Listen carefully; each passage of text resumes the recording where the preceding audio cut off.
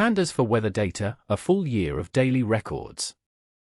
A complete, standalone tutorial will build a synthetic year of daily weather, then clean, resample, and analyze it with Pandas. No prior Pandas experience needed. Let's jump straight in. Running the cell now. Before you start, open a new Jupyter notebook in VS Code and select your Python interpreter as the kernel. If Pandas isn't installed yet, open a terminal in VS Code and run pip install pandas. Running the cell now. Once your kernel is selected, you're ready to go. And if this series is useful to you, subscribing now means the next dataset lands in your feed automatically. Let's dive in. Part 1. Building the dataset. Running the cell now. We import pandas as PD. We also import numpy, which we'll use to generate a realistic seasonal temperature pattern. We print the installed pandas version to confirm everything works. Running the cell now. Here, we confirm the version of the pandas library we're using, which is 2.3.0. This step ensures compatibility as we build our dataset, so all functions and methods behave as expected throughout the lesson. Always check your library versions to avoid unexpected errors later on. We'll simulate one full year of daily weather for a single city using a sine wave for the seasonal temperature swing plus random daily noise, entirely offline. Generating a synthetic year of weather. Running the cell now. A seeded random generator, so this synthetic year is exactly reproducible. 365 consecutive daily dates across one full year. A plain array counting each day of the year, from 0 to 364. A sine wave shifted so it peaks in the middle of the year, giving a smooth summer to winter swing of plus or minus 12 degrees. The average daily temperature, a baseline of 18 degrees, plus that seasonal swing, plus random daily noise. We round to one decimal place, like a real weather report. We print the first 5 simulated temperatures. Running the cell now. This output shows the first 5 daily average temperatures generated for a synthetic year, reflecting seasonal variation plus some random noise. Notice the temperatures are cooler early in the year, consistent with winter months, aligning with the sinusoidal seasonal swing applied in the code. This demonstrates how combining deterministic seasonal patterns with randomness can simulate realistic daily weather data. Daily low temperature, the average minus a random gap of 3 to 7 degrees. Daily high temperature, the average plus a similar random gap. Precipitation, about 30% of days get rain, drawn from an exponential distribution. Since most rainy days are light and a few are heavy, the rest are perfectly dry, at 0. Humidity, centered around 60%, clipped so it never goes below 20 or above 100. We assemble every column into a single data frame, built directly from a dictionary this time.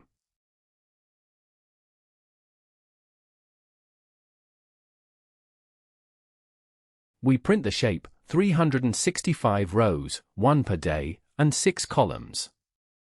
Running the cell now. The output, 365, 6, it confirms that the synthetic weather dataset contains 365 rows, 1 for each day of the year, and 6 columns representing date, average, minimum, and maximum temperatures, precipitation, and humidity. This matches the lesson's intent to generate a full year of daily weather data with multiple key variables for analysis or modeling. Real weather stations occasionally miss a reading. We'll deliberately blank out a handful of temperature values, so we have something genuine to clean later. Injecting a few missing readings. Running the cell now. We randomly pick 8 distinct row positions to blank out. LOC sets average _ temp _ c to nan, Pandas' missing value marker, on exactly those rows. We save the dataset to a CSV file, exactly like a real weather station export. Then we read it straight back in, parsing the date column as real date times, just like loading any downloaded dataset. Head previews the first 5 rows. Running the cell now. Here we see the first 5 rows of the weather data after intentionally injecting missing values into the average_temp_c column. Notice the NaN value for January 5th, which demonstrates how missing readings might appear in real datasets. This setup is crucial for learning how to handle incomplete data before further analyses.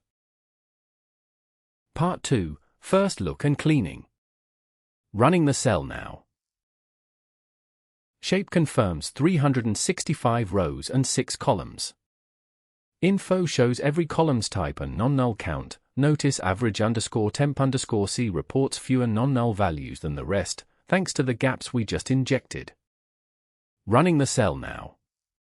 The output shows that the DataFrame has 365 rows and 6 columns, confirming a full year of daily weather data. Notably, the average_temp_c column has 8 missing values, which is important to address during cleaning to ensure accurate analysis. This initial inspection helps us understand the dataset structure and completeness before proceeding further. ISNA followed by sum counts missing values per column directly, confirming exactly 8 gaps in average_temp_c and none anywhere else. Running the cell now. This output shows the number of missing values in each column of the weather dataset, revealing that only the average_temp_co column has 8 missing entries. Noticing these gaps is crucial in this first look and cleaning stage, as it guides us to decide how to handle incomplete data before further analysis. For a smooth series like daily temperature, interpolating between the surrounding real readings is usually far more sensible than simply dropping those rows. Filling missing temperatures. Running the cell now. We make sure the rows are in chronological order first, since interpolation depends on row order, then reset the index cleanly. Interpolate fills each gap using a straight line between the nearest real values before and after it. We confirm 0 missing values remain in that column. Running the cell now. This output shows that after sorting the data by date and using interpolation to fill missing average temperature values, there are now 0 missing entries left in the average_temp_c column. This confirms that the interpolation successfully filled all gaps, ensuring a complete temperature series for further analysis. Setting the date column as the index unlocks Pandas' data-aware indexing and resampling. Part 3. Working with dates. Running the cell now. Set_index makes date the raw index instead of a plain column. With a datetime index, a partial string like 2026-07 selects every row from July automatically, no explicit start and end date required. Running the cell now. Here, we're using the date index to filter and display only the weather data for July 2026. Notice how the output shows daily records with key columns like average temperature and precipitation, illustrating how setting a date index enables quick slicing by month. This highlights the power of date-based indexing for efficient time series data analysis. Selecting just July's temperature column and averaging it gives the mid-year average, which should land near the top of our simulated seasonal swing. Doing the same for January shows the other extreme, near the bottom of the swing. Running the cell now. Here, we calculate the average temperature for July and January of 2026, highlighting seasonal variation in the dataset. Notice how July's mean temperature is much higher at 29.3 degrees Celsius compared to January's 7.4 degrees Celsius, reflecting typical summer and winter conditions. This demonstrates how to filter data by date and extract meaningful summaries using .loc with date strings. Resample groups a datetime index into fixed-length periods, like weeks or months, in one call. Part 4. Resampling to monthly totals. Running the cell now. Resample with me groups every row into its calendar month, then compute several statistics per month at once. The mean temperature. The total precipitation, since rainfall makes more sense summed than averaged. An average humidity. Rounded to 1 decimal place. We display the full 12-row monthly summary. Running the cell now. This output shows the monthly summary of weather data, where average temperature and humidity are averaged, and precipitation is totaled for each month. Notice how temperature peaks in summer months with corresponding trends in precipitation and humidity, demonstrating how resampling and aggregating can reveal meaningful seasonal patterns from daily data. This aligns with the lesson goal of transforming granular data into concise monthly insights. A rolling window smooths out day-to-day noise, revealing the underlying seasonal trend more clearly than the raw daily line. We've cleaned, indexed, and resampled real-time series data now. If this is helping you learn Pandas faster, a subscribe goes a long way. Part 5, Rolling Averages. Running the cell now.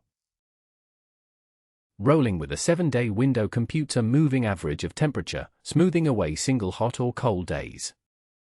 We preview the final few days, comparing the raw and smoothed values side by side. Running the cell now. Here, we see the original daily average temperatures alongside their 7-day rolling averages, which smooth out short-term fluctuations. Notice how the rolling average values change more gradually, reflecting the intent to identify trends over a week instead of day-to-day variability. This illustrates how rolling windows help reveal underlying patterns in time series data. A Boolean condition can mark rows that cross a threshold, which is useful for spotting notable days at a glance. Flagging extreme weather days. Running the cell now. We flag any day that was either very hot, above 28 degrees, or very wet, more than 15 millimeters of rain. The pipe symbol here means or. We print how many days across the year met that bar. We preview a few of those flagged days directly. Running the cell now.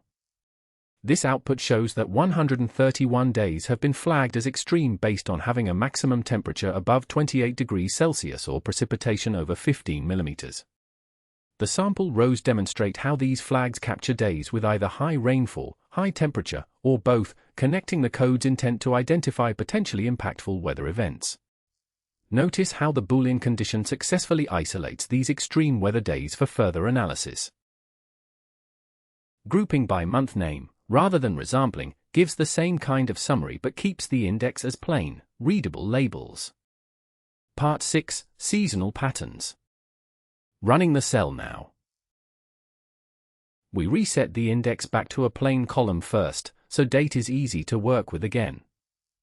The DT accessor unlocks date-time specific operations. Month_name spells out the full month name for every row. Grouping by that new month column and averaging temperature, rounded to 1 decimal, gives one number per month. Reindex forces calendar order, January through December, since a plain group B would otherwise sort alphabetically. We display the properly ordered seasonal temperature pattern. Running the cell now. Here, we see the average temperature for each month, neatly ordered from January to December, revealing a clear seasonal pattern with temperatures rising in spring and peaking in summer before cooling in autumn and winter. This output helps us understand how to aggregate time series data by month to identify meaningful seasonal trends in weather data. A line chart of the full year and a bar chart of monthly rainfall communicate the seasonal pattern far faster than any table. Part 7, Visualizing the results. Running the cell now. We import matplotlib. Switching to the non-interactive AG backend so charts save cleanly anywhere. Then we import pyplot. A wide figure, since we're plotting 365 days. We plot the raw daily temperature as a faded gray line, using our date-time index directly on the x-axis. We plot the smooth 7-day rolling average on top, in a bold color, so the seasonal shape stands out clearly. A title. A y-axis label, with a degree symbol. Legend shows both labeled lines. Tight underscore layout keeps everything readable. We save the chart. We release the figure. We confirm the save. Running the cell now. This output confirms that the temperature trend plot has been successfully saved as temperature_trend.png. The code visualizes daily average temperatures alongside a smoother 7-day rolling average, highlighting overall trends and reducing daily fluctuations. This step demonstrates how plotting key metrics can make patterns in time series data easier to interpret and communicate. Opening the real saved chart directly, confirming it genuinely landed on disk exactly as it looked in the notebook. A new figure and axis for our second chart. We plot total monthly precipitation from our earlier example table as a bar chart. A title. A y-axis label. We relabel the x-axis with short month abbreviations instead of full timestamps, rotated so they don't overlap. Tight underscore layout keeps everything tidy. We save the chart. We release the figure. We confirm the save. Running the cell now. This output confirms that the bar chart showing total precipitation by month was successfully saved as monthly_precipitation.png. Notice how the code visualizes monthly precipitation totals with clear month labels and emphasis on trends over the year, reinforcing how to communicate data insights effectively through plots. This step ties directly to the lesson's goal of presenting analysis results visually. Opening the real saved chart directly, confirming it genuinely landed on disk exactly as it looked in the notebook. Between the smooth temperature trend and the monthly rainfall totals, this pair of charts tells the whole seasonal story of our simulated year. We covered a lot, so let's recap. Wrap up what you learned. Generating a realistic synthetic year of weather with a seasonal sine wave, then saving and reloading with to_CSV and read_CSV. Spotting and cleaning missing values with ISNA and interpolate. Setting a date-time index and slicing it with partial strings like 2026-07. Resampling to monthly totals and averages with resample plus ag. Rolling averages for smoothing noisy daily data, and Boolean flags for extreme days. Seasonal analysis with DT month_name, group B, and reindex for correct calendar order. You went from a raw synthetic weather feed to a full seasonal analysis with charts. If you want the next dataset in this series to land in your feed automatically, subscribing is the move. See you in the next one. Running the cell now.